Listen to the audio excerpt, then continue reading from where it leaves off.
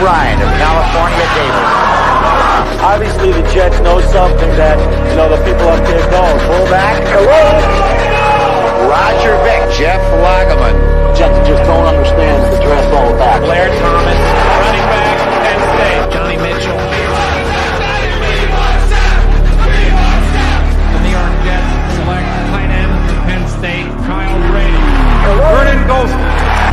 Cleveland's traded the 5th pick to the New York Jets. And with the 5th pick in the 2009 NFL Draft, the New York Jets select Mark Sanchez. D. Milner. Smith. Jets select quarterback Christian Hackenberg. Sam Darnold. The New York Jets select Zach Wilson. Future Pro Bowler, Elijah Moore. Michael Carter, running back.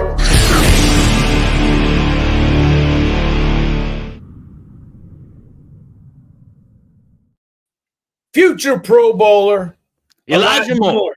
All right, Tom C. What's going on, everybody? Here we are again for the late show, the 10 o'clock mock right here. Dom C hanging out with your little old friend GreenBean, getting older by the minute over here, Dom. I don't know what's going on. My back, my elbow, my wrist, my fingers. I got a pinky thing. I keep touching my pinky. I'm like, oh, ow, what's happening, Dom C? Oh, this is my reprieve from the aging process. Hanging out with a young sprite like yourself. How you doing tonight, my friend? Well, I don't know how young, but I'm young enough. Well, I'm old enough now where if I sneeze wrong, I'm like on the shelf for a couple weeks. Or you'll remember when you hurt your back and you're like, wait, shit, what just happened? I got to. Yep. I'll be right back. Man. I'm gonna look at something. I'm doing well, man. I'm nice and rested. Spent a week down in Florida, 8 days in Florida. Kind of recharged battery. Missed 4 days of torrential rain up here and an earthquake, I guess. Yeah, I heard it was crazy, man. There were cups falling over, napkins flopping around. Yeah, long chairs on their side. I mean, terror. Terrible. Well, hey, let's be grateful for that. We also, everybody, we made it through the eclipse. I mean, I don't know if the eclipse is still going on somewhere, and I don't know if it's still happening. Maybe I don't know. I think at like 4 o'clock it was over or some shit. Where I am, everybody, we got all. I actually drove to my wife's job to watch it with her together. She had the glasses, and I get there, and what happens? This huge mega cloud rolls in. It was 3:17 here. That was prime time, and we had like a 91 or 92% coverage. We weren't going to get that circle, but we were going to get pretty damn close. So we were excited about it, and the cloud rolls in about 5-6 minutes before it happened, 8 minutes maybe, and then it lasted until 7 minutes after that. So we got to see, but it was like we just sat there on the lawn. It got a little shady, looked like a rainy day, and that's it. But the truth, everybody was saying the world was going to end today, Dom. So I'm very happy to report, at least here, it didn't, and that's good news for me. Yeah. Amen. Dean. Yeah. Now look, I'm never one to wish the end of someone's vacation, never, ever. But I missed you, my friend. I appreciate it. Listen, I missed being active on Mondays. I'm not going to lie. I didn't. I might have tuned in here or there, watched a little bit, but I promised myself that I have this limited window of time to really kind of disconnect from the ongoings that have been my life the past couple months with the draft stuff and all this stuff, and to really, really enjoy the time with my wife and my kids. And we did, man. We did. It was wonderful. I mean, listen, the drive home sucked. I mean, I powered straight through. We went from we were in Marco Island, down south of Naples. You're a Florida guy, so you know that. So we went from Marco Island to Gainesville to the University of Florida, where my wife and my in-laws, everybody on my wife's side of the family, all are Florida alumni. So we got to hang out there, toured the campus, spent way too much money in the bookstore buying the kids, pillows and sweatshirts and this and that and the other thing. And then we got in the car, and I looked at my wife, and she looked at me, and I said, let's roll. And we just powered through. This. Yes. Yeah. When you're done, you're done. You know 15, what I mean? 15 hours. I drove 13 of them. We got just to about DC, and my wife's like, "All right, let me drive." And I said, "All right, that's great." You're like, you know what? I like that idea. Yeah, and she made it from DC to Baltimore and said, "I'm tired," and I was like, "All right, fine," I'll finish. Oh, it's the best. I'll tell you what. Good for her though, man. She gave you a little breath. You know what I mean? Little is the operative word. I know. I do it all the time. DC to Baltimore. I mean, it can be 4 hours though. Tom. It can be. Yeah, we timed it well. We timed it well to be in the DC area at 5 o'clock in the morning, so we just cruised right through. Yeah,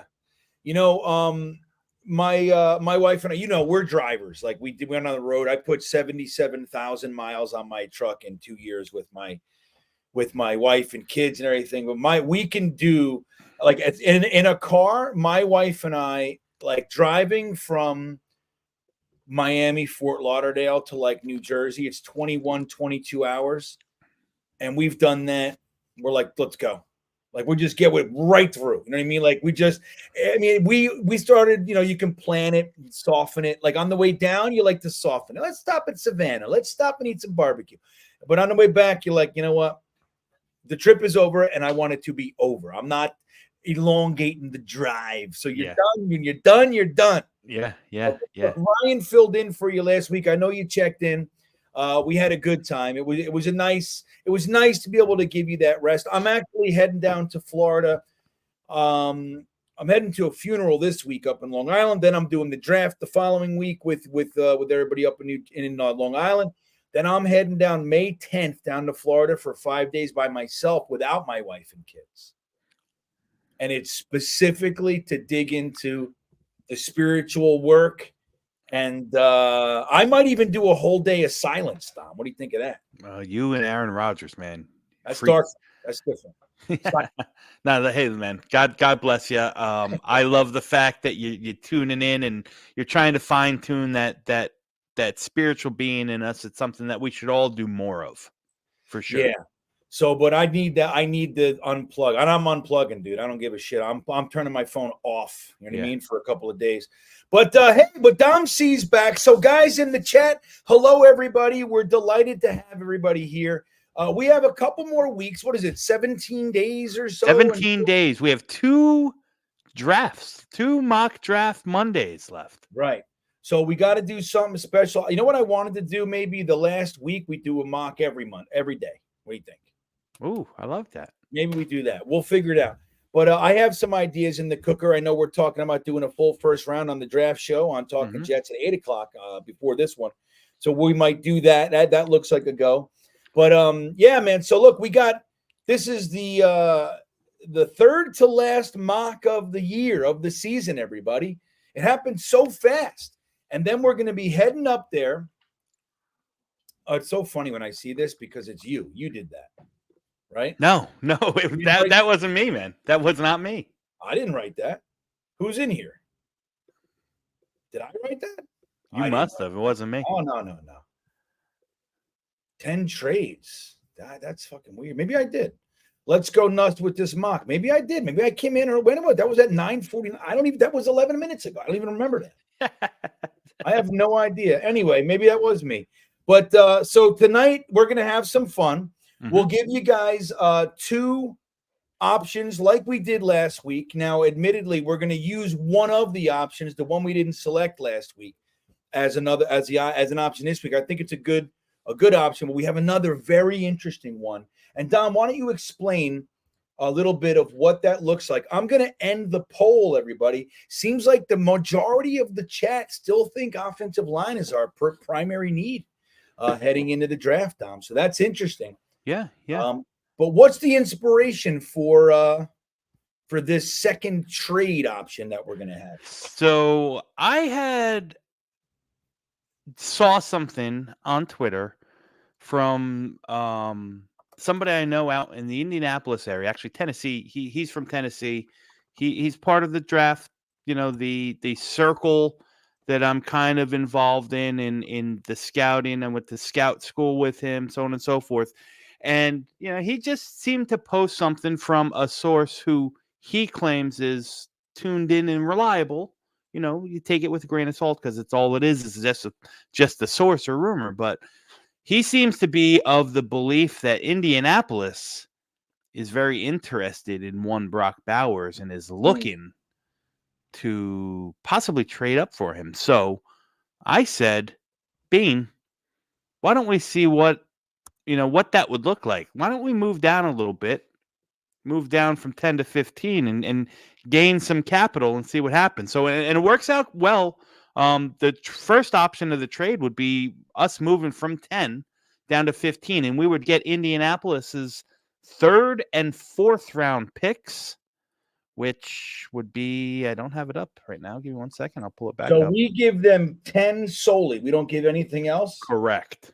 All right. And let me see here. So therefore, that's for 15, 82, and 117. Correct. So that would give us obviously 15 in round 1. Then we would have 2/3 and 3/4. Okay. A lot of ammunition to go and play up and down if we want into the second round, so on and so forth. Hey, real quick. Hey, I see Frankie, and Frankie from Flatbush is here, man. What's up, Frankie? Hey, Frankie, you want to jump on a mock? Come on, man. Yeah, we could do it tonight. You could do it tomorrow. Next week. Hey, dude, Frankie, I get asked about you no less than 2 or 3 times a month. Like it used to be every fucking day. Then it was like once a week now. But still to this day, it's been a couple years. I don't even know how long it's been. But I still get asked about you at least a few times every month. Hey, man, where's Frankie? What's up with Frankie? You guys here? I say the same thing all the time. Frankie's dead. That's what I said. Oh, man. I say Frankie's doing exciting things, man. But it's good to see that name in the chat, isn't it? That was nice. Absolutely, man. Happy to see you here, brother. Yeah. Look at that. Frankie Frankerton. I love it. I was showing you remember when we talked about the Denzel Mims salmon? I was just showing that clip a couple weeks ago, maybe a month ago. But good, Frankie. It's nice to have Frankie in the house. Hopefully you'll hang out tonight. So I'm going to drop that in the poll. So the one trade option for tonight is this. Number 10 for the Colts, number 15, 82, which is their 3rd, and 117, which is their 4th. The second trade option is with the Rams going back 9 spots to 19, plus giving them pick 134. What the Jets get in return is obviously 19. We get their 2nd round pick 52, and we get their 3rd round pick 99. Oh, yeah. Big time right there. So we would have a 2nd, 2/3, 2/4 still. No, 1/4 because we gave 1. Correct. But we go up. You know what I mean? So I think they're very comparable trades. I think, Dom, the poll is up, guys. I'll give you 2 minutes on this one. And then let me remind everybody of the rules. So we're going to put up the options for each trade. We'll talk about it. We check the chat. We look, see what's going on. We, we best we can kind of identify where we are in our need process. We give it to you. We put a poll out there, 90 seconds, get your votes in, and we will end it. And whoever wins that's the player that we select. Okay. So it's your draft. It's your draft. So when it's all done and you guys are pissed off, give each other the finger, not me or Bean, because you guys are making the picks. Somebody told me, my good friend Tinstar wrote under the last one, this looks like a Mike McCagnon draft. And it's so funny because I gave that draft a fat A. It was good. Because we traded with Denver last week. We got Sutton, right? They got Zach. It wasn't Sutton for Zach. People say they'll never trade Sutton for Zach. Well, it's not Sutton for Zach. There was a whole, moving back to 12 and there was a whole bunch of stuff. But it enabled us to really do some nice things. I think we got Fatanu. So we got Sutton, Fatanu, Malik Washington. We got, who was it that we got? Hold on, I'll tell you right now. It was really, I think it was, let me give you this draft, Dom, and you tell me what you think real quick while this poll is going on. But I think it was pretty. I mean, again, we get so perfectionist here, like with what we want, but you got to look at these drafts compared to whatever the hell the Jets have given us over the years. Correct. Like these drafts that we make would blow their drafts out of the water. All right, so we got Sutton. We traded 12 and 76. No. We got 12 and we 76. got. I'm sorry. Yeah, we got Sutton 12 and 76. They got Zach Wilson 10 and 111. We then drafted Troy Fatanu, Malik Washington, Cedric Van Pran, Braylon Allen, Josh Proctor, Gabe Hall, and Sam Hartman. Yeah, it's a good draft. I think that draft's not too shabby. Everybody. That's a good draft. I see Gators in there. Did you see the fake Assman show? Look, we've been telling everybody about go to Gators channel. Well, he just nailed it. He knocked it out of the park. Did you see it? It's a full episode. I saw the clip. I was talking to Jake the other day, and I saw the clip, but I didn't watch the actual fake Ass Man show yet. So that's on my agenda for tonight, Gator. It's good, dude. It is really. I mean, I'm uncomfortable with the voice stuff. How you do that, but it's brilliant. But yeah, truly, you're a wonderful, wonderful piece of our Jets fandom here, man. Yes. By the way, if anybody throws in super chats tonight, at the end of the show, I'm going to give away a box of Liquid IV. So for anybody who decides to super chat at the end of the show, we'll do a little drawing, and you'll get some Liquid IV. I'll send it to you tomorrow. I just sent out a full bag of Liquid IV to Fat Gandalf this morning. Nice. So yeah. E-Boogie, though, checking in with his Stream Beaners super chat. If you'd like to join the Stream Beaners, get your free super chats and access to the fun emojis, you can do that too. It's greatly appreciated supporting the channel. But he says, how do you guys feel the Jets trade away Nay Still? It's so funny. E-Boogie's been talking about this the entire offseason. This is good.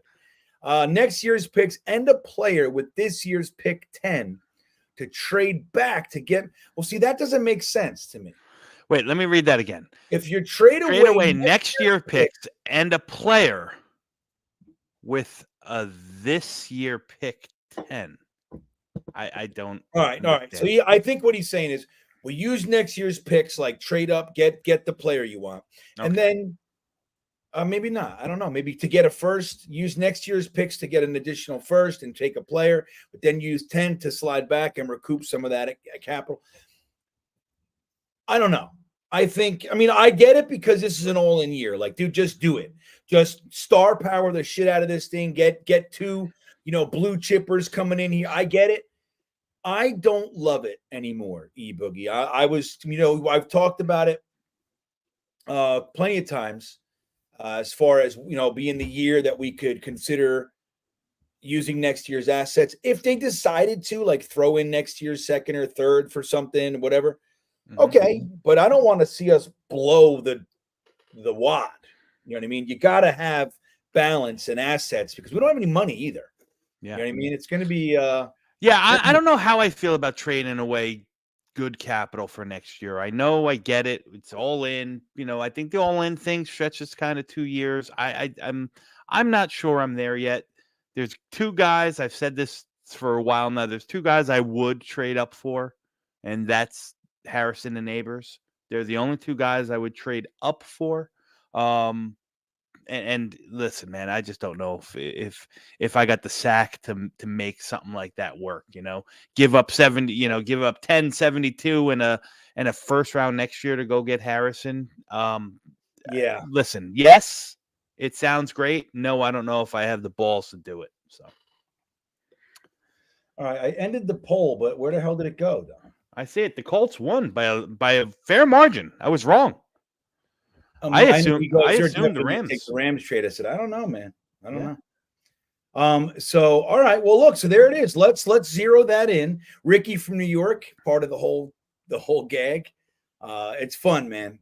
It's fun stuff. So all right, Dom, if you could throw it up on screen. Yes, will do. Well, here we go. We're gonna get this thing started. Okay, let's rock. Oh, what is this? Oh, wrong tab. You wrong tab. That's Dom C's collection of meetings that the Jets have had. Oh yeah, I've been tracking this, guys. If you Don't haven't do seen it, Dom. Yeah, don't do it. We'll sit here for an hour. Don't do it. Just get it off the damn screen. All right. Let me. It's beautiful, figure out- no doubt. Let me do this. Let me try that again. Share screen. This and that. Wrong tab. Here we go. Sorry about that. And here we go, guys. Jets pick number 10. 7 rounds. I got all the bells and whistles set up like we normally do. And I'm going to enter the draft. And we're going to move down with the Indianapolis Colts. And we are taking 15, a third, and a fourth. We're going to give up 10. And for those who are saying this is good, this is not good, the value of this works. The value is all just spot on. You're probably not going to get a second if you move down 5 spots, unless maybe there's a quarterback you want to move up for, so on and so forth. This is more realistic. So I'm going to go ahead and do that. And bada bing, we're off. Should I start the draft, Bean? Yeah, let's go ahead and start this thing. Let's see what the top 10 is. Top 15 even. And listen, they hit it right on the head. They traded up for Quinyon Mitchell, my cornerback one of this draft class. I did just recently put out my top 50 prospects of this draft class. Check it out on Twitter at DC_NYJets. Shameless plug. But you can see. Yeah, I'm putting it right now in the banner. It'll be scrolling across the bottom of the screen. So this is pretty realistic. I would say Caleb, Drake May, Jaden Daniels, quarterback. Harrison Neighbors, Joe Alt goes to New York. Roma Dunze to Tennessee. Dallas Turner, Brock Bowers to the Bears. Quinyon Mitchell, J.J. McCarthy. Fuanga, Olu Fashanu, Jared Verse. So listen, maybe spots are a little bit off, but I would say that these names. Yep, this is the crew. Completely spot on. Well, not exactly, but it makes sense. I'll say that much. Yeah, I mean, you could see maybe a Penix going in there. I know, people think there are people who think absolutely not, but I think it's definitely not something to think. I think there's definitely a team out there that's like, that's my guy. So anyway, but yeah, I think by and large, that's the crew we're going to see for the most part. Yeah. So it gives us an interesting predicament. I mean, because 3 of the tackles are gone, right? The 3 top receivers are gone, and Brock Bowers. So we are taking. What does that hang on look 1 second. like? Hang on. Frankie from wrong one. Frankie from Flatbush. I got to put that up there. I would take J.C. Latham there. Frankie, a man of my own heart. That is my guy. My tackle number 2 in this draft class, J.C. Latham. So I digress. Here we are, guys. Here we are. The names that are off the board might make sense. So do you want to go weapon? We can go weapon. Well, let's do 2 offensive line. There's still some names there. Absolutely. Tanu. Let's do 2 linemen, 2 wideouts. What do you think? Sure. I like that, Bean. I like that. Unless you want to get crazy and go defensive lineman and really piss everyone off. Yeah, that's right. Let's go with Nate Wiggins and Terrion Arnold. Yeah. All right. So we got J.C. Latham for Frankie. Is Brian Thomas on the board? He is. Brian right? Thomas is still on the board. You got to go A.D. Mitchell if you're going to go the other weapon, again, another guy that I'm extremely high on. I like A.D. Mitchell more so than Brian Thomas. I think he's more nuanced, runs a full route tree. Brian Thomas is really good at what he does. He does one thing really good. He can take the top off you.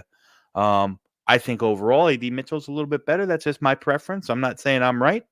But yeah, you go those 2 receivers. You put J.C. Latham in there, and I mean, Fatno makes sense.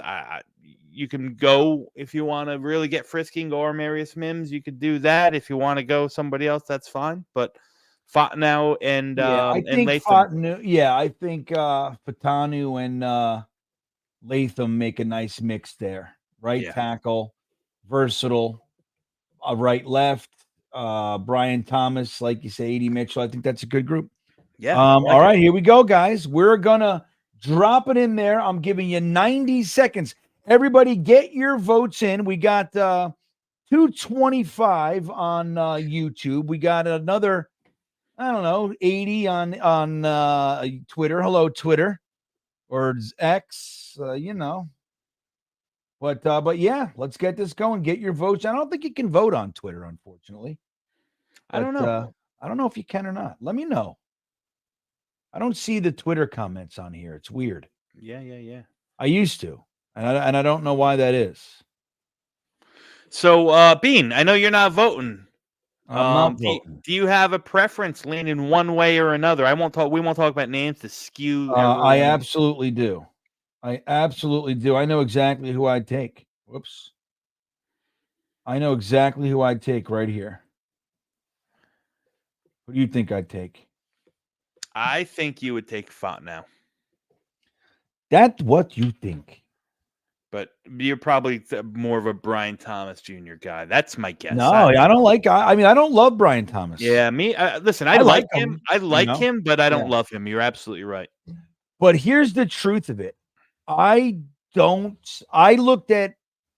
like to call him his full name, Adonai Mitchell. Mm-hmm. I looked at him early, and I haven't made it back, so I haven't fallen in love. I liked him well enough. Then remember I asked you early, hey man, what do you think of Adonai Mitchell? Remember that? Yes. So these two wide receivers don't excite me enough to not do what I want to do. Even though I would be, if they go, all right, we're taking A.D. Mitchell, I'd be like, all right. You know what I mean? I like him. Yeah, and listen, before you get onto it, I think that's an important point. Is I might have a preference one way or another between these four guys, but if any of these four guys was the pick, I'm happy. Right. You know what I mean? Gitmo Bob had not. He said you should have put JPJ up there. I think we could have, for sure. 15's maybe a little rich, touch early, but little rich. I wouldn't. I mean, if they decided to do that, that's not a. I wouldn't call that a reach. 15. I think if that's your guy, that's your guy. All right, here we go. It looks like J.C. Latham is going to take it, Tom. No, why would it won't end for some reason? I'm surprised. That's who it is for sure. I'm surprised that the chat did not take Troy Fontenot. Yeah, well, they have 31%. It just the poll won't end. I don't know why that is. Let me refresh there it goes. So it's all offensive tackle. I mean, the wide receiver, you look at your guy, 4%. J.C. Latham with 50, Troy Fontenot with 33, Brian Thomas with 11, and A.D. Mitchell with 4. I think that makes a lot of sense. I mean, I'm very happy. I would have taken Fontenot, but I tell you what, I say that now. If I was really in the war room, I feel like Latham is more of a sure thing at what he does than Fontenot. Fontenot's got the versatility. I think he's very good. I think, I like him. I'm very happy if we get him. But if I have to bet on somebody, and those are the two guys, I would probably lean Latham. Yeah. I mean, listen, I'm not gonna wax poetic. I happen to be a big Latham fan. Yeah. I think either of those tackles gives you flexibility inside and outside.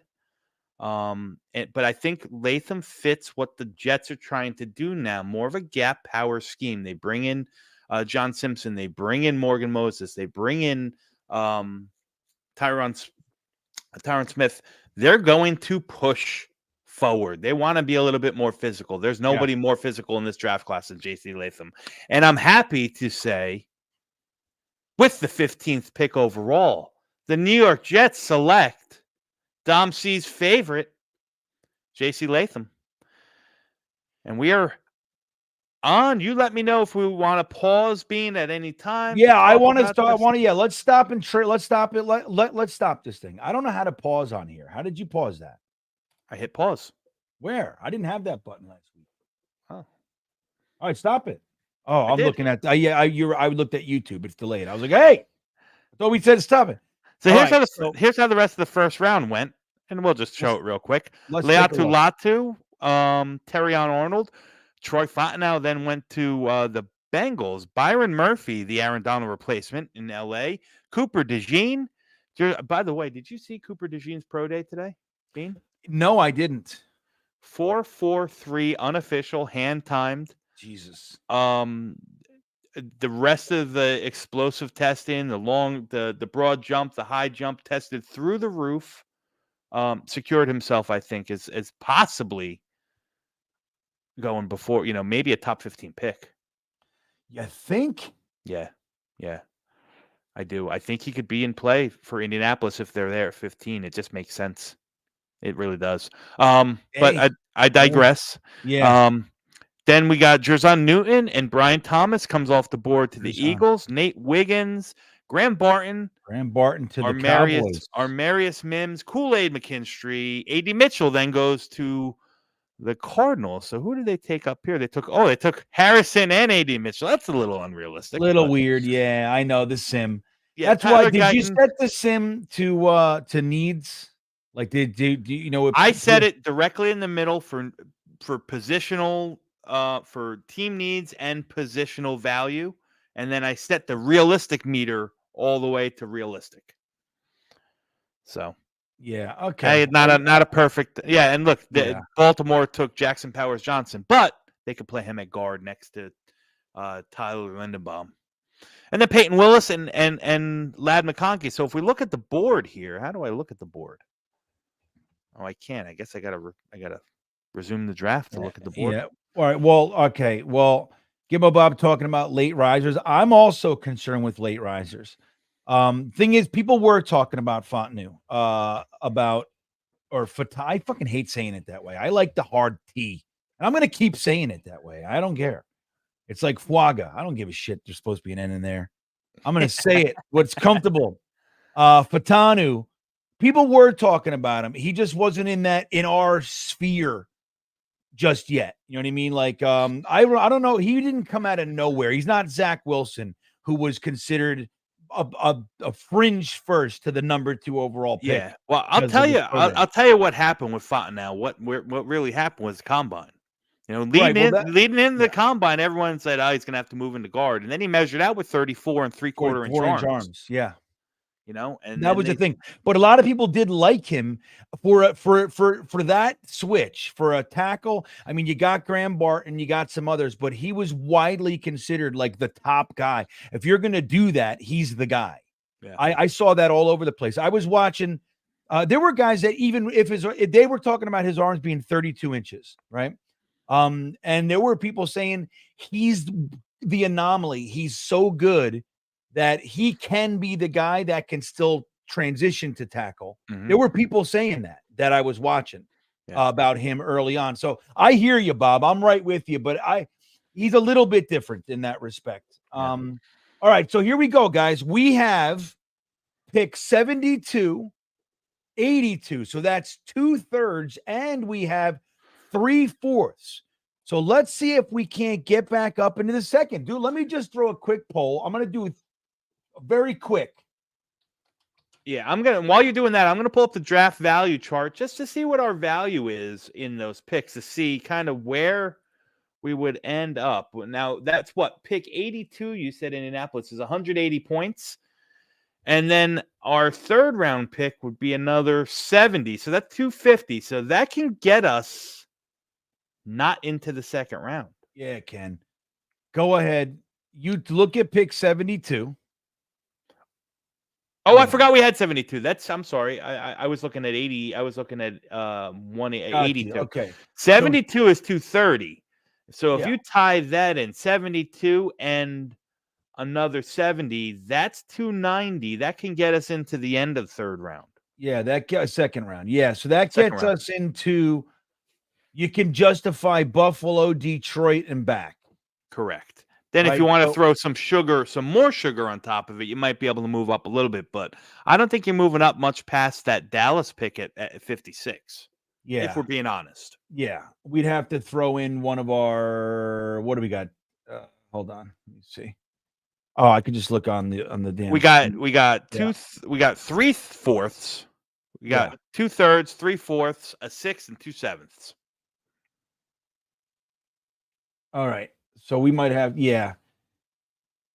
I don't know. So what do you guys think? I'm going to end the poll, see if yes or no. 77% said yes.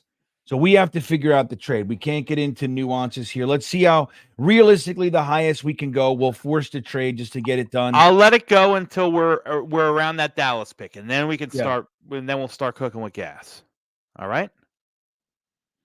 Papa Yeti, he's checking in because he can finally spell someone's name, Joe Alt. Dude, the names are nuts. I'm telling you, there's a new trend too. Christian, which in my lifetime has always been CH. Mhm.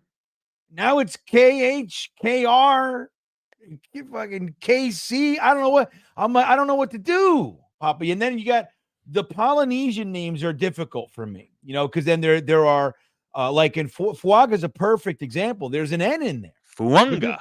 But there's no N. I don't know what to do. There's no N in Tunga Viola either. I'm an old clod. I'm a caveman. It's hard. It's hard. It took me 3 weeks I was saying with Izzy Abanikanda, I was saying Izzy Abakananda. I couldn't shake it, dude. Like, it takes a minute. These names are hard for me, especially when there's so many like when you're looking at a draft, before this is not easy stuff, man. Tom's got it. Yeah. But I don't have it. That's right. Right here. Look at this one. Christian Boyd. Exactly, WM. Who does? I don't know. What is that?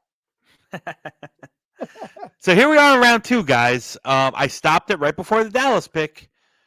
And I'm going to assume this is an assumption that everyone's looking now. You got your tackle, and now you want your weapon. All right. So let's look at the weapons that are off the board here. All right. Now WM saying 2/3 could get us halfway through. I think for our purposes, I'd like to keep a third. We use 1 and a 4th to get into the second round, and then you still got your third. I think that's where we're going, WM. Yeah. I don't want to be. I mean, we could, but I think, and it doesn't matter at this point anyway, because I already simulated all the way to the Dallas pick. There you go, everybody. But let's look at the weapons that are off the board. If weapon is going to be the target for everyone, you got Troy Franklin's off the board already. You got Roman Wilson off the board. You got Ricky Pearsall off the board. You got Xavier Worthy off the board. You got Xavier Leggett off the board. Wow. Run on receivers. Yeah. All right, so who do we got, Dom? Well, the problem is that you can't. Do we want to trade up? Who do we got here? You can't. Well, they said trade up. The problem is that the way this is set up, I can't look at the draft. I can't look at the draft class. Who's still available? You can't hit big. Oh, if you hit big board, it kicks us out entirely. That's dangerous. I've done that. Yeah, I'm not going to do that. Oh, that's bullshit. Okay, so we gotta. All right. So all right. All right. So let's do this. I'm going to pull up my trusty draft guide here, and I'm going to go through some wide receiver names that we haven't seen come off the board yet. All right. Troy Franklin, Ricky Pearsall, Xavier Leggett, they're all gone. Right. Roman Wilson's gone. Keon Coleman available. Jalen Polk from Washington, inside outside available. Javon Baker, UCF available. Malik Washington, Malachi Corley, Jermaine Burton, all available. But now they're all reaches. That's right. That's right. They're all going to be there in the third. Here's the reality, Bean. At this point, if you're looking for a wide receiver, you wait. You wait. Yep, that's the truth. I know it's what we want, but it's wait. Is Devontae Walker still there? Tez Walker is still there. Correct. He's still available. But again, I think if you take any of these receivers, maybe outside of Jalen Polk or Javon Baker, I think they're all probably will be available for you next. I think they might be a little bit of a reach. So you might want to look in a different area. You might want to look in the safety room where there's none, I don't think, off the board yet, outside of Tyler Nubin. So you can have your pick of the litter in the safety room. You want to touch, interior offensive line. There you get. Well, that's the thing. Let's take a look at I'll put Keon Coleman up there. Yeah, Keon Coleman. And we'll put it. You got to put. I would put Jalen Polk up there. He's a second rounder for sure, and I think he's really good. He's a versatile Z guy. He can move inside and out. You're talking about a guy who had close to 1,200 yards and 10 touchdowns last year. playing all over the place, playing second fiddle to Roma Dunze. I think he's a second round guy through and through. So you want to put those two receivers? Yeah. That's fine. What do we guys think? So we're thinking probably interior offensive line here. I would say. I'm thinking interior Safety. offensive line or safety. Yeah, Safety. for sure. Safety is the one need on defense. I did That's it. right. I broke it down very cleanly for everybody in this week's GreenBean's Jets pod. If you didn't see it yet, man, it's just, again, I removed emotions. We looked at it numerically. There is one hole on defense for the Jets. Now, future holes and all that that's one thing. But as far as going into 2024, when you look at our roster, we are 2 and 3 deep all over the place. Safety, we got Chuck Clark and then undrafted free agent in Tony Adams, who's fine, but don't tell me you can't upgrade over him. And Chuck Clark's a question mark. So it's a hole. And there's two safeties that are in this range that I personally really Kitchens like. There? Kitchens is there, but he's not one of them. I really like Jaden Hicks and Cole Bishop both. Jaden Hicks from Washington State, sure. 6'3", 200 pounds. I mean, he's a hit stick guy, man. He is an explosive, crashes, comes down the field hard. And who was that? I'm sorry. Who were you talking about? Jaden Hicks from Washington Hicks, State. right. As a matter of fact, the Jets have are... a top 30 top 30 visit with him coming this week. That's right. And he's a guy that it's versatile enough. He's not just a box safety. He can play, he can play split. He can play single high.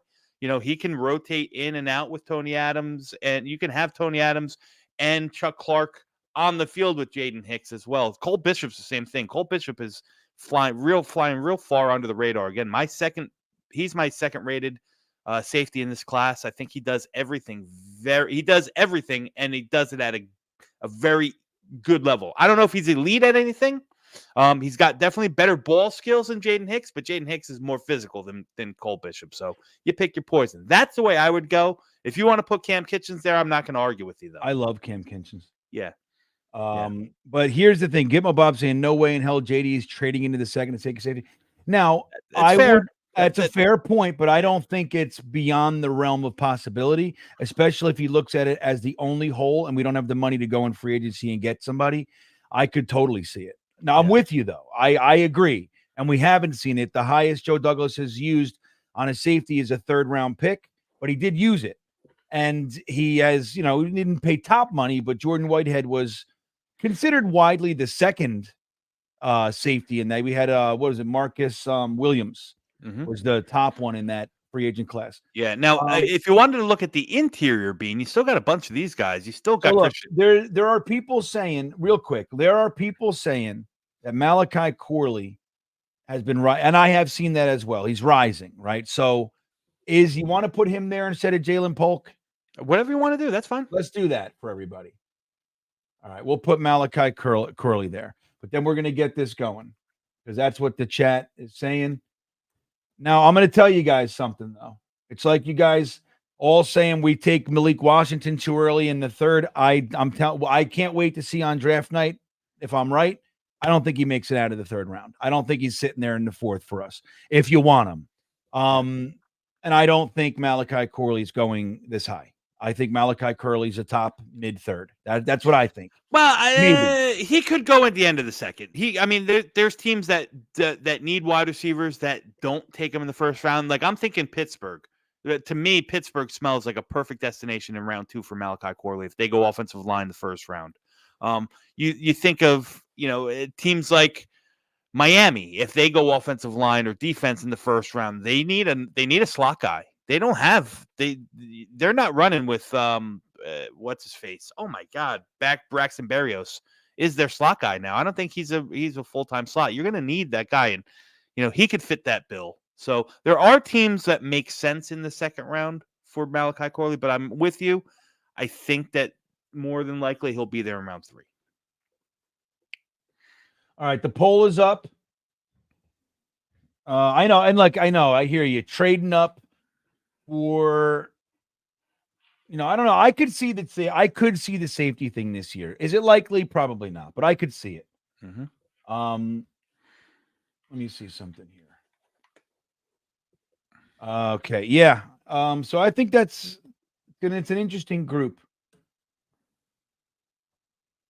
Yeah. So we're going to end up moving 72 and 111 for Yeah, and Dallas's Coleman, 56. and Keon Coleman was at one point in the conversation for wide receiver 3 in this entire draft. Wide receiver 2, absolutely. Early in the cycle, I mean, he was easily being, bantered about as the second wide receiver, and before the Malik Neighbors blew up. I remember seeing early. I'm talking October. I'm talking real early mocks. Him being mocked to the Giants at 6. Wait, did we make the trade? We didn't even make the trade yet, Dom. Nope, we didn't. But they voted to yes, so I didn't force it through yet. No. All right. Well, they voted yes, so let's go. There it is. There's our group. Unless you want to just sit and wait in the third. I mean, they said they wanted to trade. It's too late. The trade is done. We're on the board. We'll make the trade. Just do the third and the Yep, it's done. We have traded. Okay. All right. So right now, Keon Coleman is ahead, everybody. 37%. Get your votes in, man. Get your votes in, everybody. He's 37%. Malachi Corley with 23. Cole Bishop with 24. I can't believe I would think Cole Bishop here or Jaden Hicks. That's what I'm thinking. Yeah, I voted for one of the safeties.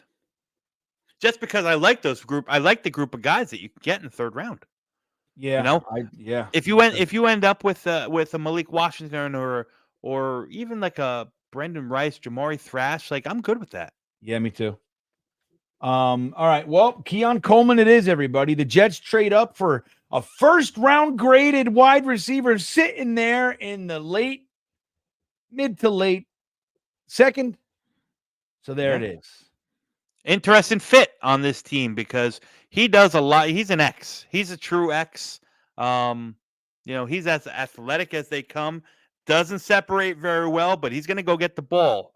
At worst, you're going to have a guy that's going to replace you're replacing Mike Williams if he walks after this year, and you have your next guy right in there. So putting them on the field together is going to be interesting in red zone situations. So Keon Coleman, congratulations. Yeah, I'm really curious to see what's sitting there at 72 or 82. 82. Yeah, I'm real curious because Ace Stu says, BB. Somebody else says BB would have won. Rover Bet says BB would have won if we would have stuck him in there. Ricky New York likes Cole. Makes one-handed circus catches over and over. Great contested catch guy. It's true. Again, the guys, I'm telling you, he's sitting there. Here we are at 50. What was that? 54, something like that. 54, and you got a guy that 56, not too long ago was among the top 3 wide receiver conversation. Yeah. So and very securely, just slowly but surely kind of whittled back as other guys rose. At the end of the season, he was wide receiver, like Dom said, 2 or 3. So we get him at 56. Not a bad deal. So here, it just for shits and giggles, guys, here are the receivers that would have still been on the board.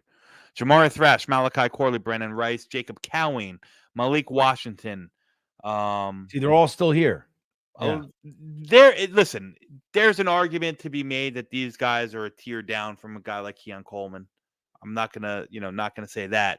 But they're still good guys here. So we're on the board here, guys, at 82, and the world is our oyster. We can go whatever way we want here, right? All right, let's look at the interior offense line.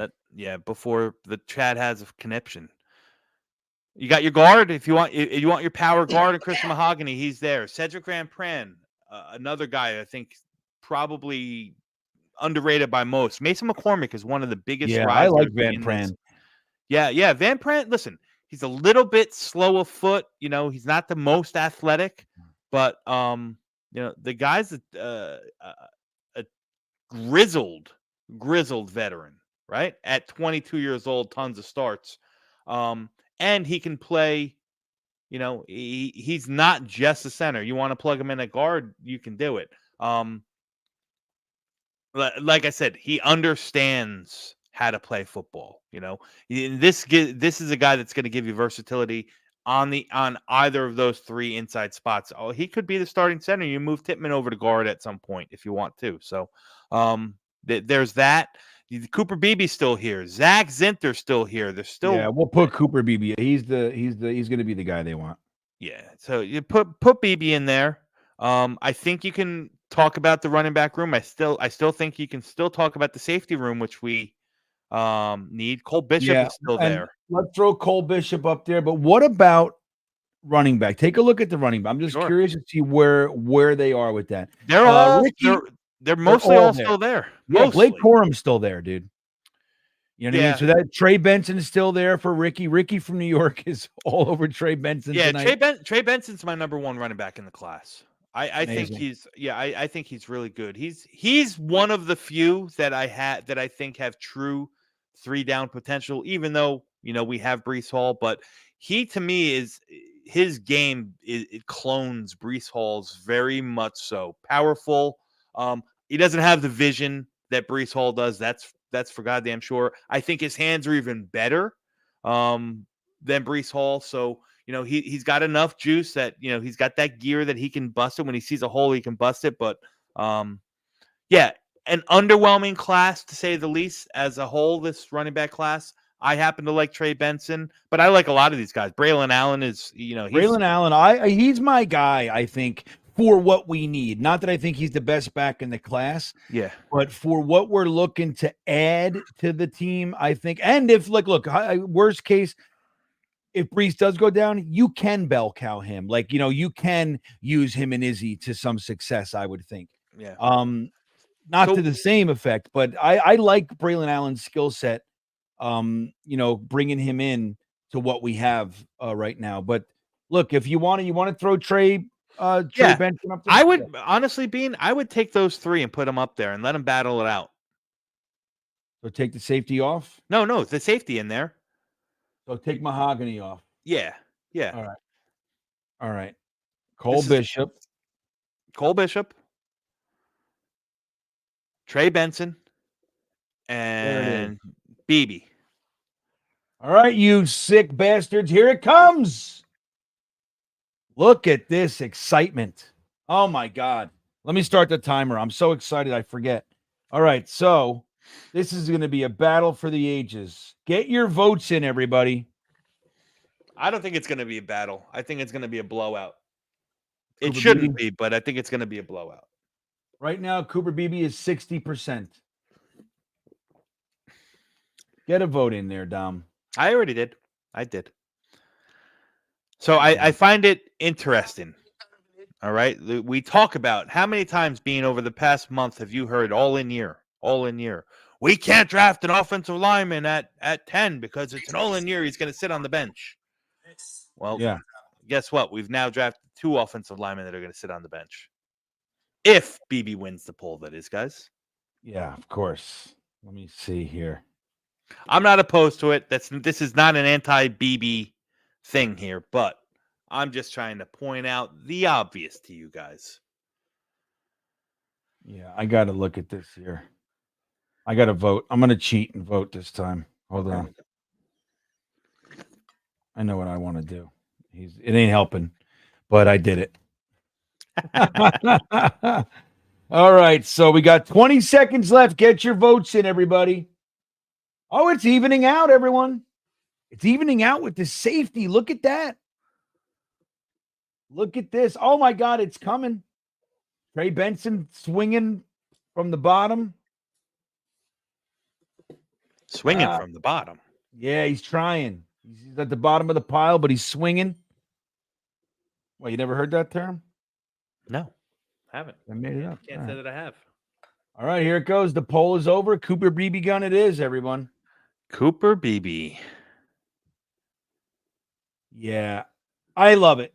I mean, look, I would have been happy with the safety. I would have been real happy with the running back. Thing is, there are running backs that are going to be here. There are. In the 4th. No lies being told there, my friend. Cooper BB, welcome to Florham Park. All right, there it goes. Yeah, that's the thing, Bob. That's kind of look, it's real hard to forget the last 6 or 7 or 8 years of offensive line play for the Jets. No matter what, we've brought in, whether it's free agents, whether it's draft picks, first round, third round, second round, fifth round, we have had so many different offensive alignment. It's gotten worse every single year for the past. It's crazy. The idea that this year miraculously it's just not going to happen because we signed Tyron Smith and who guys that are known to be hurt.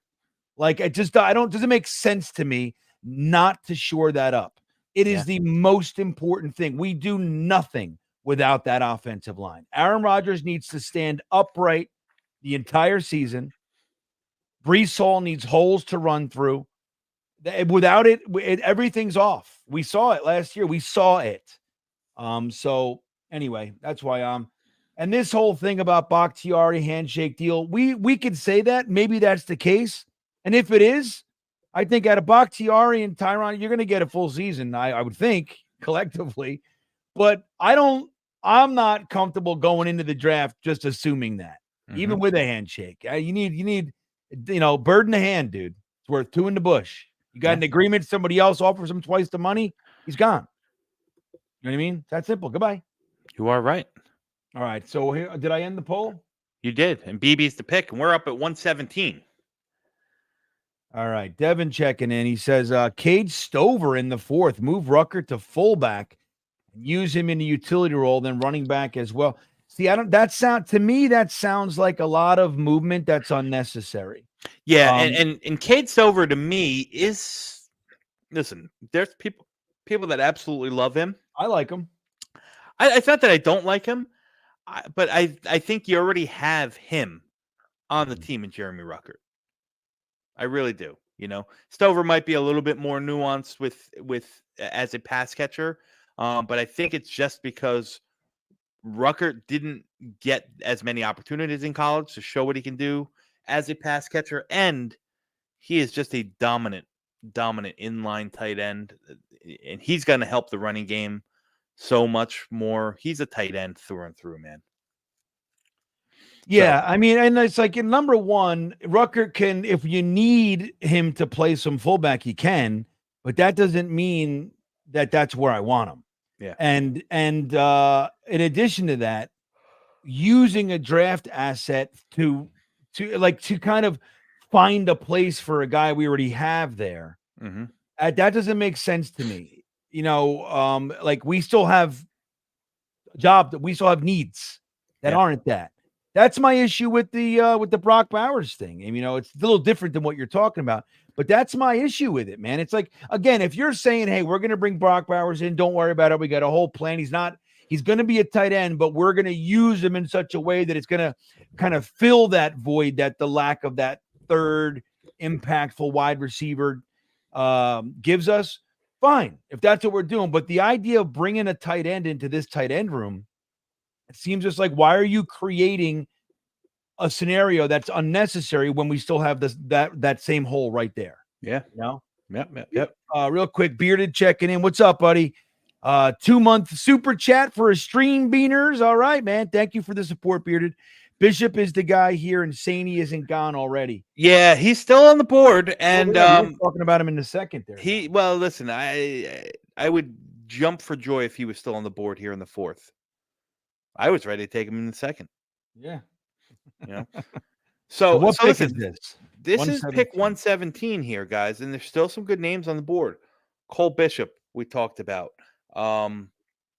There's still tons of running backs. You can have your pick of the litter. I mean, some of them are gone, but Braylon Allen's still here. Isaac Guerendo, who is lightning fast, big riser after the combine, he's still here.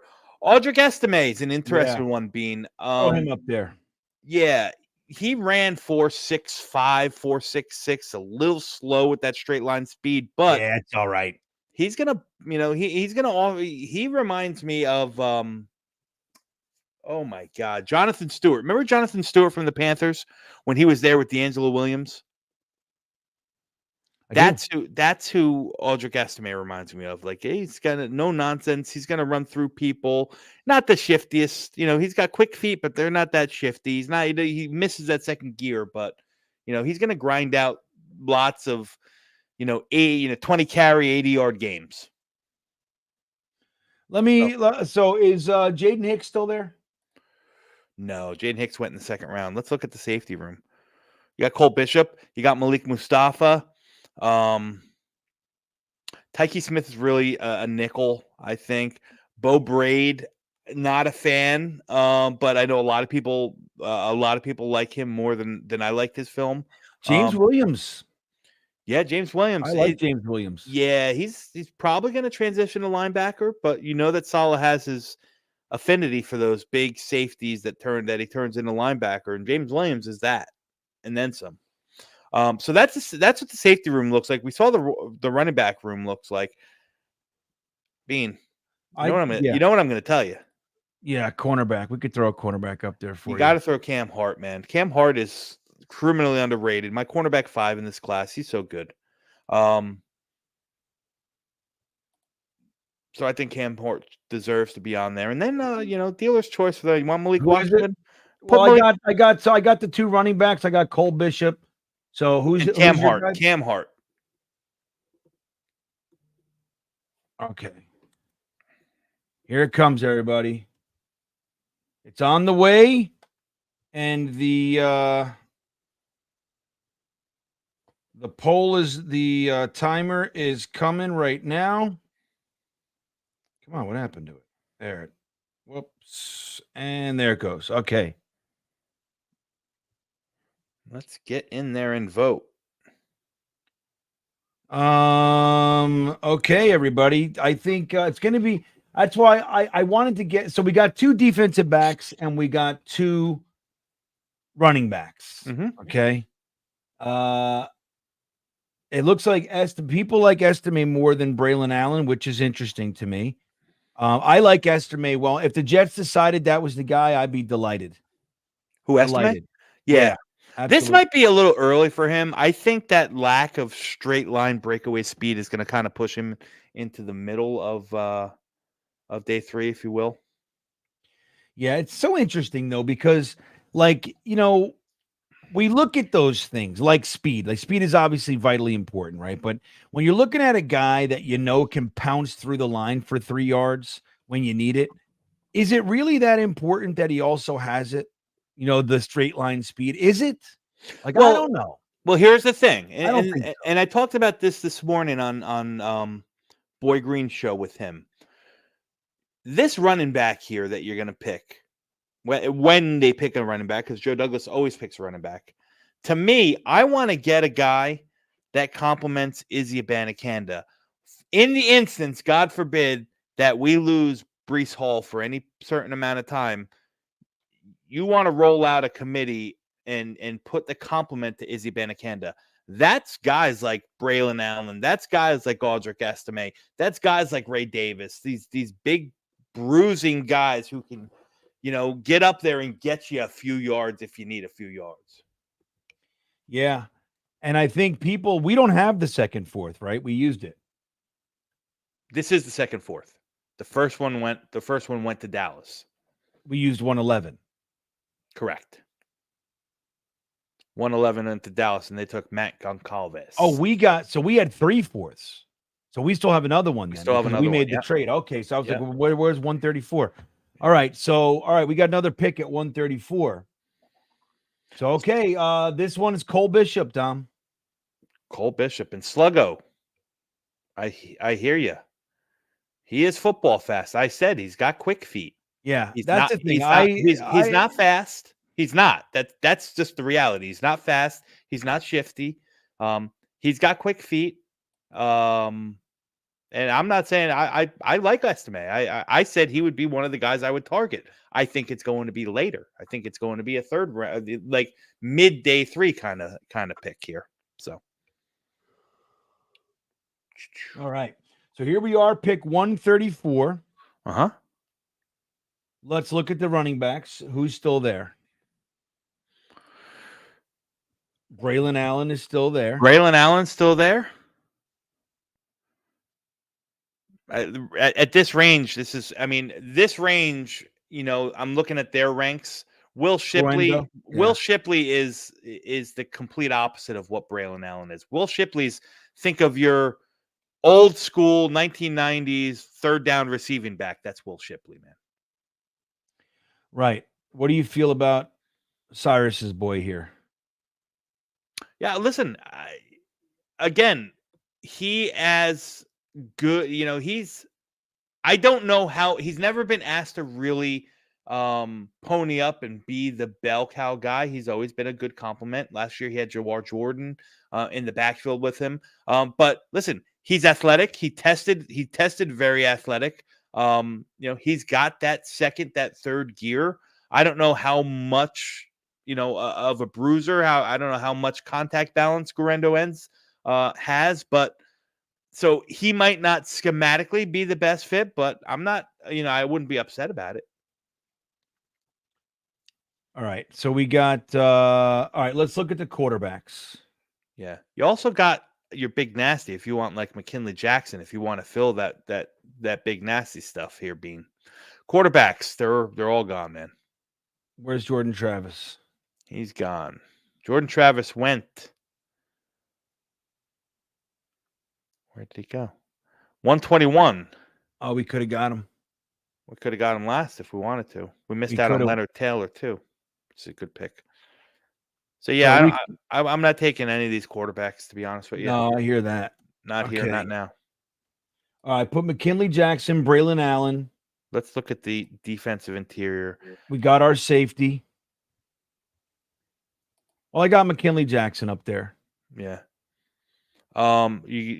You still look cornerback. You got Ben Sinnott on the tight end from Kansas State here. Again, this is a range where he's not going to be on the board at this point. If he is, I think you really got to consider him. He is a jack of all trades, man. He's a really, really good player. Ben Sinnott out of Kansas State. I want to look at the cornerbacks here. I love Dwight McLaughlin.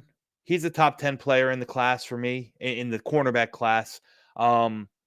But he's a guy that, again, our scheme might not be the best for him.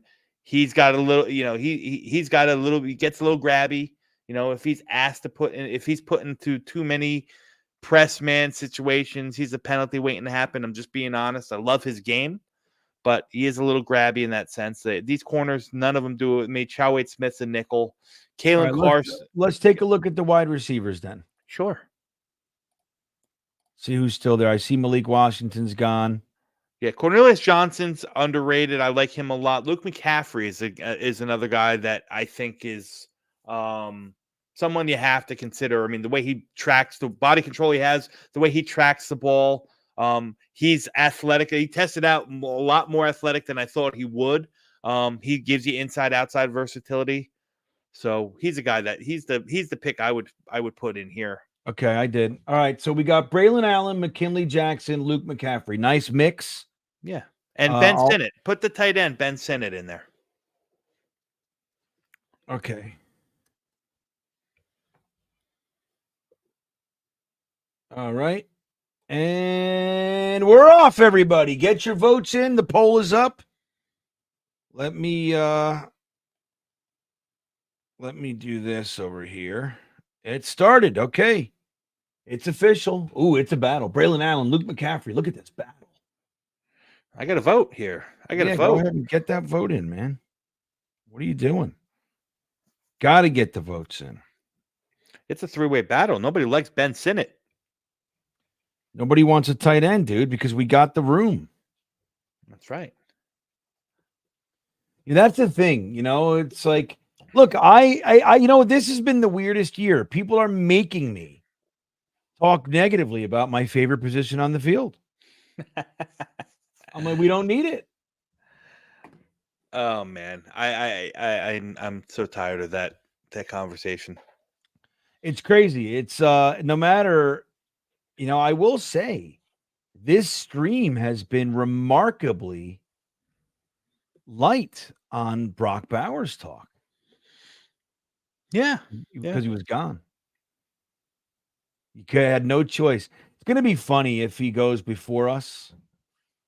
You know what I mean? I almost hope he does because I don't want the madness because no matter who we get, the Brock Bowers people are going to be like, it was a mistake. It's going to be, we're not going to hear the fucking end of it. It's going to be Zach. It's going to be Zach Truthers. 3 years of just incredibly terrible performance. And it sucks because he's going to go somewhere and win the Super Bowl. Like, where do we get this shit from? I don't understand. All right. It's over. Looks like we got ourselves a running back, Dom C. Braylon Allen, huh? Braylon Allen.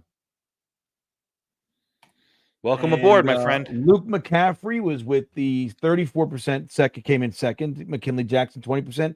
Ben Sinnott with 2%. I'll tell you. You know what? I saw an article today about Malik Neighbors. I see somebody talking about him in there. And about how he's kind of a punk, And the thing is that LSU wide receivers generally are. Jamar Chase is kind of the anomaly.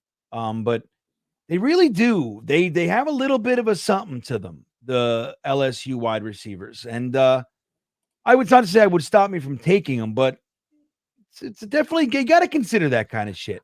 What attitude you're bringing in, I don't know how much I take that into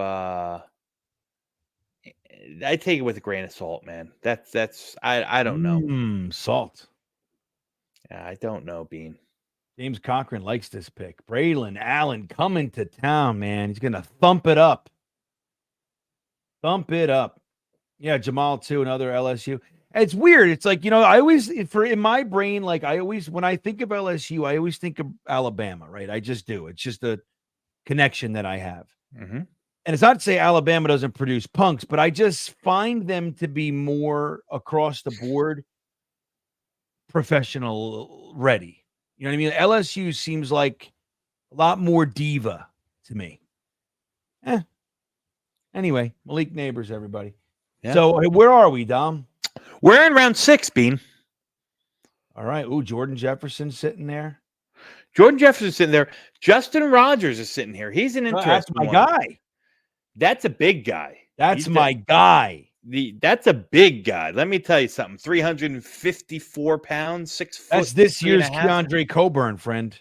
Yeah. And you know who else got a top 30 visit with the Jets coming up? Your guy, Justin Rogers. That's right. Dude, he's perfect, and he's going to be here in the 6th.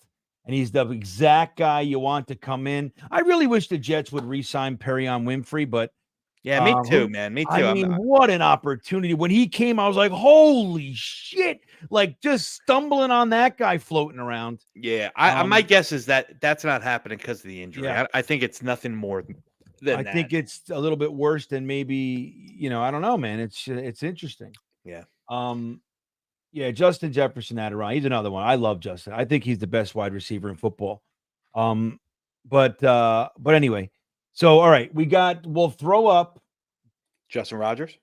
Justin, it's funny. I'm glad you said that because I almost said Jolly Rogers. And I wasn't joking. So like that's a broken part of my brain. It's just Rogers calls for Jolly. Yeah. All right, Justin Rogers. What is he? He's 348, I think he is. Yeah, something like that. 350, 348. Yeah. Here's a good spot where you can start honing in on some of this linebacker depth. I think this is a good landing area to get some pipeline players in here. Is Luke McCaffrey still floating around? Nah, I don't think so. I'll check the wide receiver room. Yeah, no, the wide receiver room is pretty thin right now. I mean, they get some guys that might get drafted in Jordan Whittington and Dominic Lovett. Actually, he might have even gone back to school, Lovett. I'm not sure about that. Don't quote me on that. And then you got a guy like Anthony Gould who's going to really affect the game more so in special teams than he is as a wide receiver. The Corian Clark, he can't stay healthy. He could be the next. He's got the build of Denzel Mims, built like Tarzan, plays like Jane. So yeah, the wide receivers are pretty much tapped thin here. You can look at we can look at the edge room if you want to bring in a rotational piece. There's definitely a take a guy, look. Brennan Jackson's, definitely really good. Cedric Johnson, a good run stuffer, edge, not much of a pass rush arsenal, more so in the mold of Michael Clemens. But worthy of a selection here. But I like the linebackers here. This is a soft landing spot for the linebackers, man. And my guy's Nathaniel Watson for sure. Trevin Wallace is a real good player. He's he's a will. Nathaniel Watson's more of a Mike. Tyron Hopper's a little bit of both. I like all three of those guys, to be honest with you. All right, I threw Nathaniel Watson up there. Justin Rogers, Nathaniel Watson. What else could we need? We got a running back, got a wide receiver, got 2 offensive linemen. Mm-hmm. The tight ends are here if you do want to add a third tight end to battle with your boy. I'm going to put Jordan Jefferson up there too. That's fine. That's fine. And let's get another linebacker. You want another linebacker? Yeah. And you put who? Nathaniel Watson? I did. Yeah, I'd go with Trevin Wallace. Trevin? Yeah, Trevin Wallace. All right. See, we're getting into this realm where guys are starting to become less familiar to us. Less familiar. Adirondack's like Justin Jefferson, LSU. That's funny. But yeah, man. Look, I'm not talking shit. I mean, LSU wide receivers are studs. I'm just saying they bring a little something with them a lot of the time. So you just got to know that, Yeah. So, Frankie, I'm going to put this up here. D-line always needs depth, and Solly and Lecky are not really good. So I'm interested to know, because I haven't, and maybe Frankie or anyone in the chat, I haven't watched any Leaky Fotu yet. I just haven't. I've just, I've been so involved in this draft class. I haven't even watched any of the Lecky tape yet. So I did. I'm sorry. You can leave that up there. Okay. So I'm not going to say it was exhaustive or anything, but I definitely did because I don't know the player very well. I do remember him coming out, but I don't recall one way or the other if I liked him or whatever. Mm-hmm. But here's what I can tell you: he's the Al Woods replacement rotationally. He's 15 snaps a game is what he's going to do. Maybe more, maybe a little bit more, but he's going to. The thing is with the Jets defensive line is, and we've heard this all the time, it's your ass on fire, right? So we're a much. Al Wood said it best last year. He said, "This is the first defense that I've played in that I don't have to think as much. I'm not reacting. It's just, either if you're plugging, you're plugging. If you're going, you're going. And I like that these guys that may have been kind of average to below average or what have you, somewhere else can come to this defensive line and have that little bump.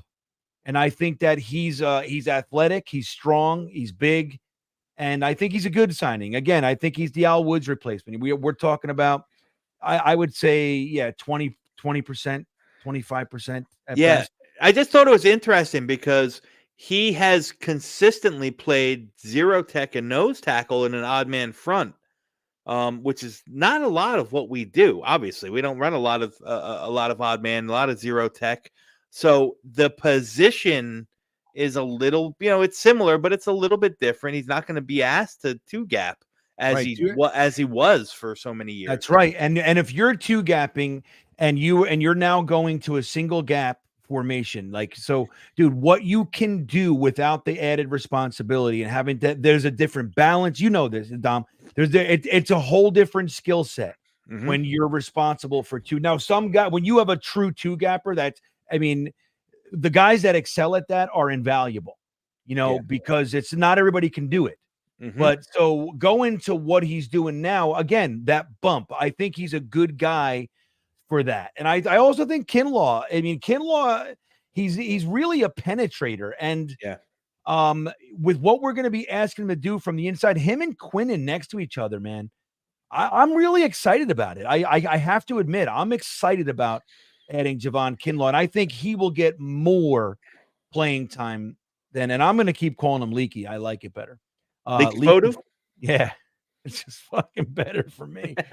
All right. Well, all right. So the poll is up. I didn't do the time. I'll just do this real quick. Jay Taylor, love you guys. Thank you, Jay Taylor. Love you guys. Love hanging out and watching these mock drafts, but boy, am I ready for the real thing. Let JD cook and to get the drafts. Dude, let me tell you, that's the one piece out of our hands, right? I'm telling you, we can't make the clock go any further. Here's what I will say. We are all right there with you, buddy. The thing is, don't wish your life away. Well, Dom, not all of us. Not let's all not of us. wish our. I know Dom doesn't want it to end because this is his. I don't know what I'm going to do. I'm going to have all this time on my head. I'm going to be like that GIF, you know, when the guy's just sitting in a field looking around, being like, "What's?" No, we're going to do what we did the last time. I'm going to say, all right, well now, hey, how about the bottom end of our roster? Do so now that we know who's here. Yeah. Really do some digging. How do they fit here? You know, the whole thing. So you got some time, Dom. Yeah. And then it'll be time to start looking forward. Yeah. Dom will be on the next year's class. All right, let me end this poll. Looks like Jordan, you sons of bitches. Who'd they take? Jordan Jefferson over Jolly Rogers. Wow. I can't believe it. I'm shocked. I shouldn't have put him up there. I knew it.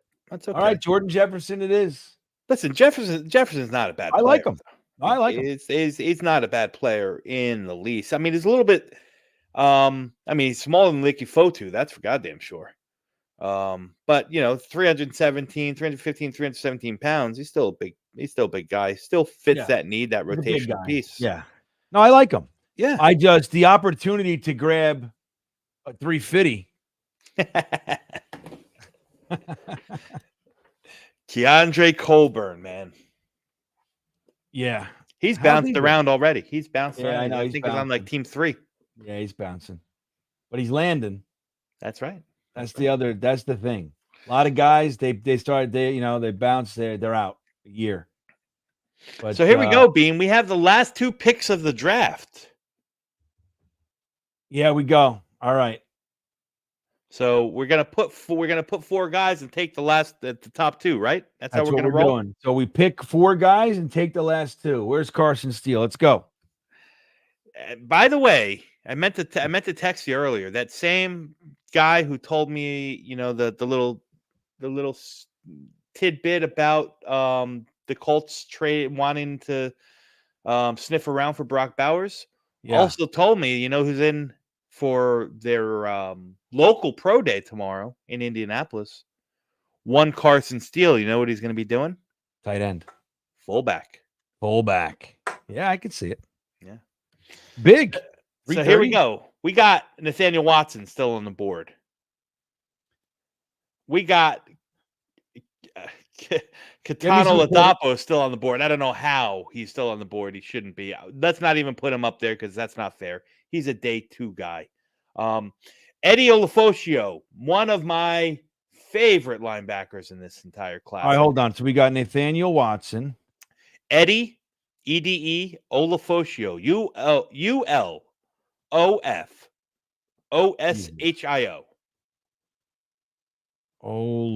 Hold on. Go back. Let me see that. Sure. It is right here. Ulo. Foshio. Ulo Foshio. Hold on. Jesus. Okay, so let's go. You want to look at the quarterbacks? Yeah. What's up, Chris? Good to see you, buddy. Oh, another Chris. Chris Bradigan. Look at the Chris's are here. This is great. Yeah. Love you guys. Sam Hartman's there. Keaton Slovis. Keaton, baby. We'll put Keaton Slovis up there for Dom. And let's get one more position here. You tell me, Bean. You got the interiors that are going to be here. You got we already took a backup interior. The running backs that are here. I mean, you got your guy Carson. You got Blake Watson, who they're having. You know, who I know they've met with. Yeah, we're not taking another running back. Look at the tackle class. You want to get another tackle? Put Delmar Glaze up there. He's got inside-outside flexibility. You like Delmar. I do. Yeah. All right, guys, here it is. Top 2 are our final 2. The poll is up. I can't believe they didn't pick Rodgers. The poll is up. The timer is started. So 1 minute and 30 seconds. Yeah. And I see Horatio, Hornblower. Horatio, as a BYU fan, Slovis was shite under pressure last year. So it reminds me of somebody else. Just so you know, Horatio, the whole Dom C. Keaton Slovis love affair is really just fabricated by Bean. He talks about him constantly. He brought him up. Let me tell you, he doesn't know this. I'm going to share something with you guys. He was on a show earlier with Ryan. They talked for an hour. And I was right here. I was doing some work and I was listening. And he said, I don't know if Bean's here. He's not going to like this, but Keaton Slovis, he fucking brought him up again. So don't tell me I'm making it up. I'm just talking about what Dom. We were going through the quarterbacks and the plethora of quarterbacks that they have either met with or have visits planned. Keaton Slovis has had 2 visits with the Jets. Just saying. What that means could be nothing. They just could be filling out their UDFA wish list. The camp bodies. Yeah. Who knows? I don't know. I think he should just not go back to BYU for any reason for about 10 years. And USC. Shouldn't be going there for quarterback. And Pitt, too. He was pretty bad. Oh, well, that Keaton Slovis played at all 3 of those. You know that, right? Keaton Slovis played at USC and BYU? Yeah, that's the best. Yeah. And at Pitt. That's right, Frankie. I'm just saying. Oh, this is terrible. The Jets have met with him on 2 separate here we go. occasions. Here we go. The timer is over. Let's see what we got. We got Nathaniel Watson, linebacker, and Delmar Glaze as Mr. Irrelevant. All right. Nathaniel Watson, who is a great player. I really like that pick, to be honest with you. Yeah, he was also terrible at Pitt. It's crazy, right? So like this guy, I don't, and then it's just the taint of the Zach. So let's see our draft. Let's see what we got here, everybody. I forget we even did. Oh yeah, the trade and JC Latham. It feels like yesterday. Yeah, JC Latham to start here after the trade down with Indianapolis. Listen, I'm going to say this. Here's what I like right off the bat is that we started with 2. We took our tackle, we took our weapon, but there are 2 names that we haven't had here on the Monday Night Mock in a while. And, listen, is Keon Coleman the best fit? Probably not, but he's a great player. Is JC Latham the best fit? I'd say so, but some would say probably not, but he's a great player. And we broke the monotony of the norm. So we got JC Latham, we got Keon Coleman, Cooper Beebe followed up, and PFF does not like Cooper Beebe. They do not like him, dude. No, they got him ranked too low. Cole Bishop, the safety, coming in the 4th round, along with Braylon Allen. Jordan Jefferson, there's your big, nasty defensive tackle, and followed up with Nathaniel Watson and Delmar Glaze. Another depth piece here. Probably would end the storied career of one Max Mitchell. Yeah, I would say so. Listen, this is a nice draft. I might want one more weapon, I would probably throw another receiver in there somewhere along the line. Yeah, I would have liked to grab another receiver. Yeah. So, guys, get your letter grades in the chat. Let's see what everybody thinks. Ryan starts us off. Ryan Jett with a solid B. Mm-hmm. Evan Wallman coming in with a B Evan. minus. Coleman tanks the draft. Rob V with a decent. What's up, Rob? Decent draft. Nathan Colgrove with an A minus. Let's see. We're looking for letter grades. Rob V with the C plus. He drops it. Oh, there it is. That's his letter grade. In 1969, New York Jets, definitely B plus A minus. Mm-hmm. Styrus says Quan Stiggers already played pros on 22. All right. And Mark from Asbury Park, which, by the way, I'm going to show the picture, Mark. Mark got his GreenBean t-shirt today. Where is it? There it is. Here. Wait, hold on. There it is, everybody. Looking sharp down there. Do? Hey, I'm wearing some of my merch too. What do you got? My Talking Jets. Just end the suffering. Just end the tackle search. Yeah, beautiful. Looking good, Mark. Looking good with you too, Don. That's some nice merch. Hank G with an A-. Nice. I love Frankie it. from Flatbush comes in with his B+, not bad. Gitmo Bob with a B-, pretty good. Dylan with a B. Good old Dylan Terraman, Jetnation Radio, hanging out with us tonight. James Cochran with a B. Luz Geraldo, B+. Ricky comes in with a B. Not bad, Ricky, right? Ricky, would it have been an A if we took Benson? Tell me. Yeah, you know it would have. Yeah. Yeah, that's his boy. C- from Patty Grimes. Bradigan checks in with a B. Phenom with a B. Merle Films, B. Matt Marger with a solid B. Cyrus Rubin with a B+. Braden from New Zealand, a loud B instead of his quiet B. Yeah, we got a linebacker. Quiet That's C. why. If you put a linebacker in there, Braden's giving it a B. Yeah, he's like, all right, we did all right today. Yeah, we did okay. Horatio Hornblower with a B. Irving Grady with an A. Donardo checking in with a C. Shawnee Rock with a C+. Anthony Coleman with a C. And now let's do undrafted free agent signings. I know we got to do that one of these days.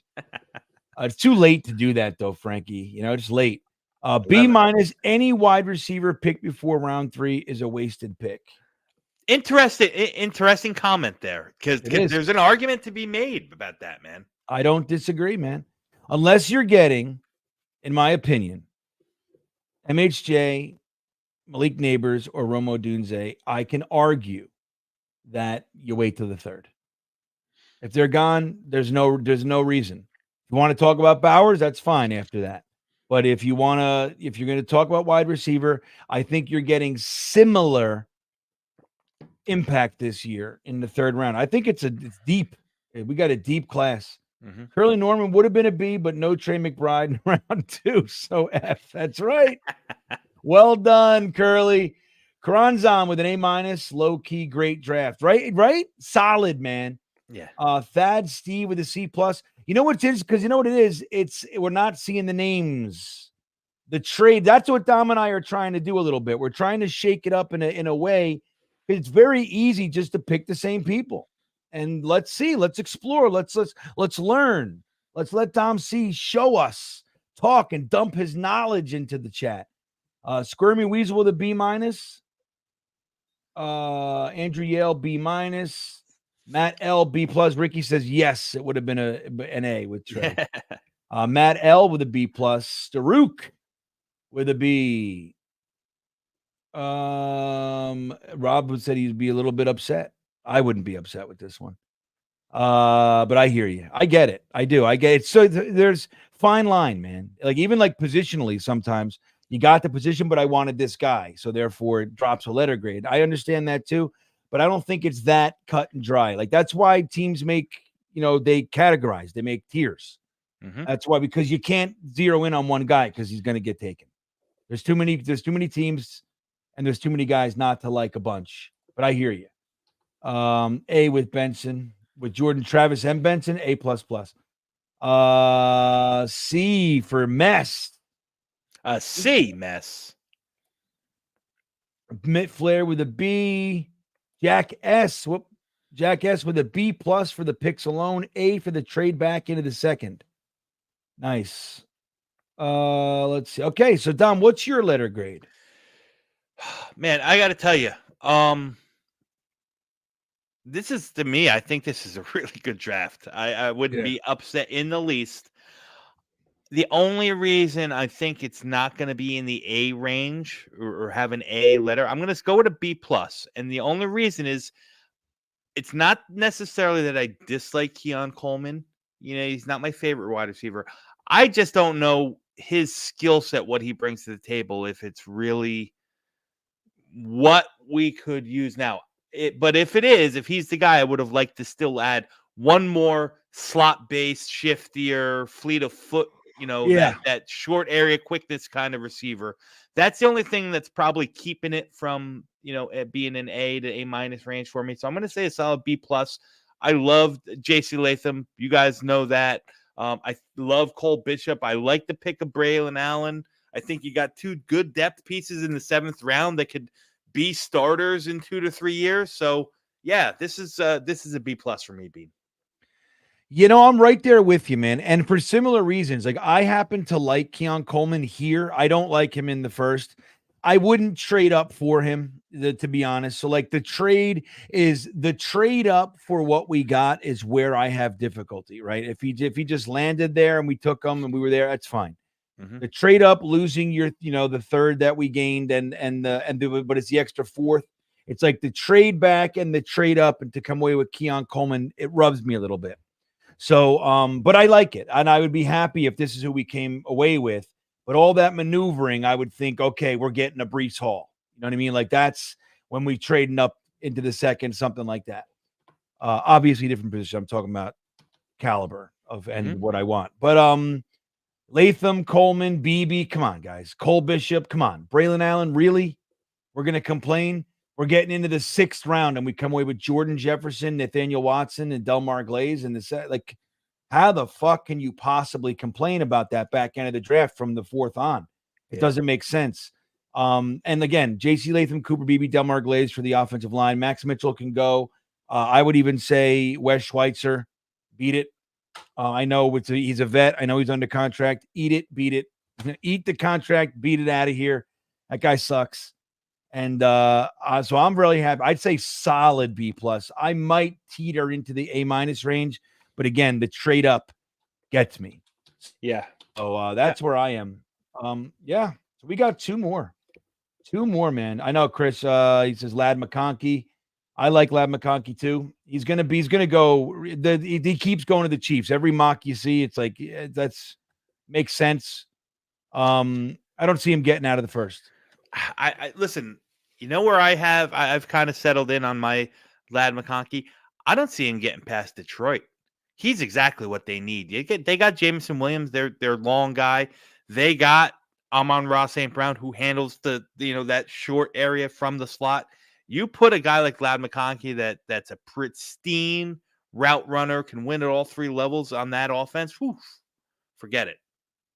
Rob V talking about getting Eric Smith on this. I don't remember you saying. I love Eric Smith. Email me, Rob. So you told me, dude, I'm old and drugged up. I did a lot of drugs, Rob. I'm surprised I remember half the shit I remember. I got to fucking do budgets tomorrow and shit. And it's all the number. It's a lot. There's a lot in here. So please forgive me for not responding on that one, man. I would be honored. The first question I'm going to ask him is, does his do you head really still know hurt? Rob V? Yeah. Do you really know Rob V? That's His cousin. Says he's his cousin. So the first question is, does your head still hurt from knocking Anquan Bolden into next fucking week? That was the best. Yeah, email me, Rob. That'd be great. With all that, guys, I think we had a good night. This was a B+ draft, a lot of A's, a lot of B's, a lot of C's. I don't recall. We saw a couple, 2 negatives. Not bad, everybody.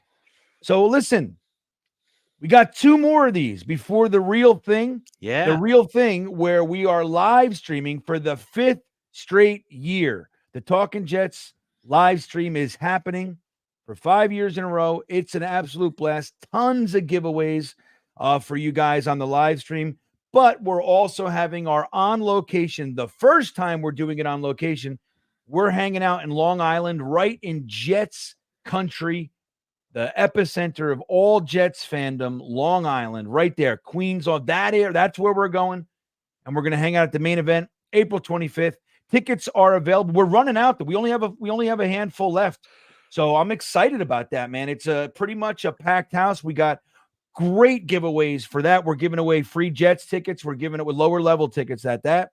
We're giving away a Tailgate Joe tailgate package, giving away all sorts of merch and I think some other shit, some big stuff, man. So I'm really happy about that. I look forward to seeing you guys there. 3 hours open bar, 3 hours of all you can eat buffet, and crowd I can't wait to catch you guys for once. Yeah. Everybody goes, I remember you were upset, but it's the first 10 seconds. You got to give me a second, man. I still feel the same way about the Will McDonald pick, though.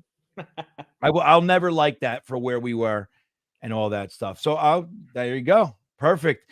Don't forget to support our boy Dom C. The link to his channel is in the description of this video. Also, you can follow Dom on Twitter at DC_New York Jets. That is also in the description, but his YouTube channel, Project Prospect with Dom C. If you want to just put it in the YouTube search engine, you'll get there that way, or you can click the link. And don't forget to hit those there milk thumbs on your way out, everybody.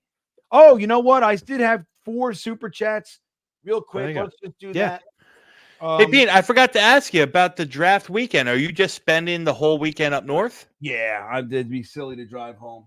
Yeah. Hold on. Let's do the random number generator. It's gonna be you got a 25% chance of winning, everybody. So here we go. So we got 4. Let's do it. And number 2. So that's Devin Chafin. Devin Chafin, you win. Your choice. What do I have here? I got hydration multiplier, tropical punch, cotton candy, banana, and I think I have an apple or a grape. I have apple, grape, tropical punch, banana, and cotton candy. Liquid IV, the hydration multiplier. You guys can save 50% by using my promo code GreenBean Jetsfan. When you go to their website at checkout, your whole order 50% off. GreenBean Jetsfan. But Devin, you get a free box of 8 packets of liquid IV. Go ahead and email. What's that? I said nice. They're not cheap. Nice. They're not cheap. We buy them. Yeah, they're not cheap. And if you're buying them, save 15% there, Dom C. I don't know what you're doing. So guys, Devin, send me an email. My email's in the description, but it's just bean@greenbeanjetsfan.com. And you can send me your address and all that jazz, what flavor you want, and I'll send it out this week for you. But guys, that's our show. Dom, I thank you once again for being here. Pleasure's all mine, my friend. Pleasure's always all mine, man. I'm grateful. Let me have a little. You got it. Little pleasure. Okay, just a little bit. 5% pleasure is Beans, 95% Dom C.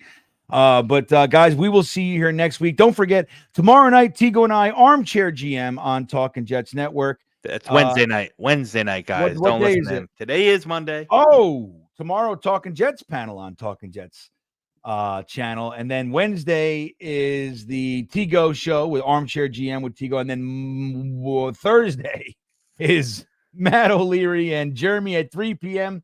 And then the Thursday thick of it. This week, I'm having Buffalo Jet on the Thursday thick of it at 8 p.m. I finally got on his channel after years. And you know what's funny?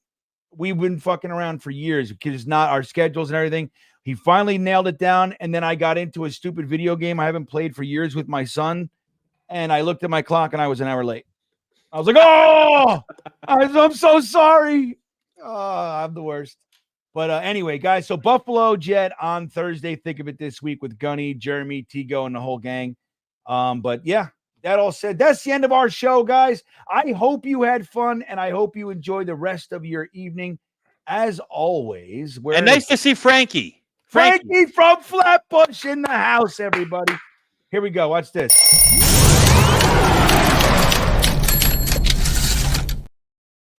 There he goes. Oh, it's to say Frankie's Facts. Where the hell did it go? It's the right one. Here it is. Frankie's Facts. I missed that, Frankie. All right, man. Guys, have a good night. We'll see you next time. 1, 2, 3 o'clock, 4 o'clock, rock. 5, 6, 7 o'clock, Johnny Lamb Jones. As a season ticket holder of the Jets, I'm going to fool Ken O'Brien of California Davis. Obviously, the Jets know something that, the people up there don't. Fullback, Roger Vick, Jeff Lageman. Jets just don't understand the dress all back. Blair Thomas, running back, Penn State. Johnny Mitchell. The New York Jets select tight end from Penn State, Kyle Brady. Vernon Golson. Cleveland traded the 5th pick to the New York Jets. And with the 5th pick in the 2009 NFL Draft, New York Jets select Mark Sanchez. D. Milner. Dino Smith. Jets select quarterback Christian Hackenberg. Sam Darnold. The New York